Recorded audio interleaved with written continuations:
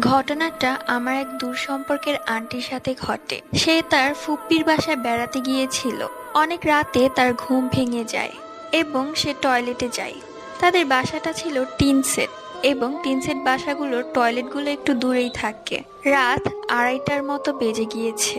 সে তার কাজ সেরে আসার সময় কিছু শব্দ পেল। শব্দটা এরকম ছিল, কেউ যদি ডিমের খোসা চিবিয়ে চিবিয়ে খায় যেমন কটকট শব্দ আসে ঠিক তেমন। তাদের টয়লেটের ওপাশে ছিল নর্দমা। সে টিনের ফোঁকা দিয়ে যা দেখলো তার জন্য সে মোটেও প্রস্তুত ছিল না। সে দেখলো মহিলা আকৃতির কিছু একটা নর্দমায় বসে ডিমের খোসা খাচ্ছে। তার পা গুলো ছিল উল্টো এবং পুরো উলঙ্গ। অনেকক্ষণ যাবৎ সে ঘরে নিয়ে দেখে তার ফুপি তাকে খুঁজতে বের হয় এবং সে দূর থেকে হাতের ইশারায় তার ফুপুকে ডাকে এবং এটা দেখায়। তার ফুপু তাকে নিয়ে জলদি করে ঘরে চলে আসে, একদম নিঃশব্দে।